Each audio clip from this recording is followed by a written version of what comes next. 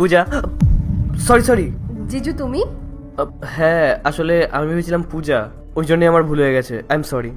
আরে কি জিজু, নিজের ওয়াইফ আর শালীর মতো তফাৎ বোঝো না? আমি কি করে বুঝবো? তুমি তো পূজার ড্রেস পরে দাঁড়িয়ে আছো, আমি তো ওই জন্যই পেছন থেকে দেখে ভাবলাম যে পূজা। I am sorry.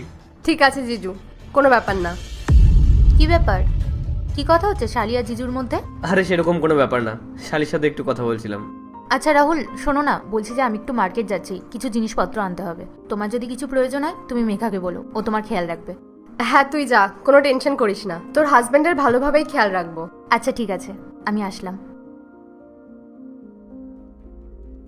বলো জিজু, তোমার জন্য কি বানাবো, চা না কফি? আরে না না, চা কফি তো আমি পরে খেয়ে নেবো, তার আগে আমার তোমার সঙ্গে কিছু কথা আছে।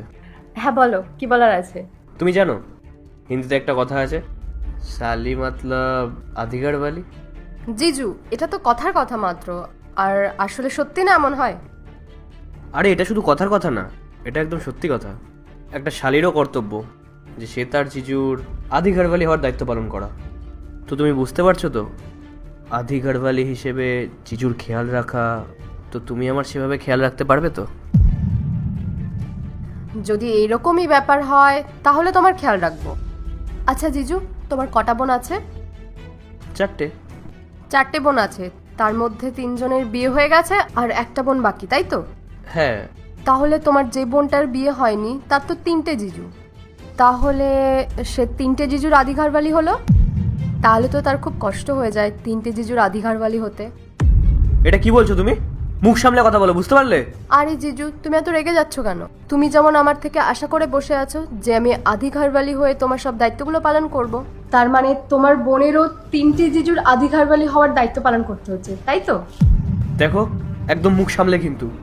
রাহুল, কি চলছে এইসব? পূজা, তুমি এখানে?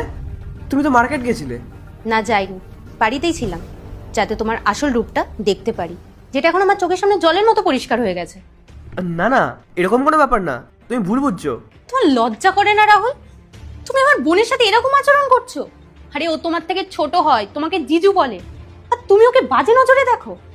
ভাগ্য ভালো যে বোন আমাকে সবটাই জানিয়ে দিয়েছিল। আমি তোমার ভালোবাসায় অন্ধ ছিলাম, তাই জন্য এতদিন তোমার রূপটা আমার সামনে আসছিল না। কিন্তু এখন আমি বুঝতে পেরেছি, আমি সবসময় আমার বোনকে দোষ দিতাম, কিন্তু না, আমি ভুল ছিলাম। আমি তোমাকে ভালোবেসেছি, বিশ্বাস করেছি, আর তার বদলে তুমি আমাকে ঠকিয়েছো। দেখলি তো দিদি, তোকে আমি আগে বলেছিলাম না তোর হাজবেন্ড আমাকে খারাপ নজরে দেখে? আজকে সব প্রমাণ হয়ে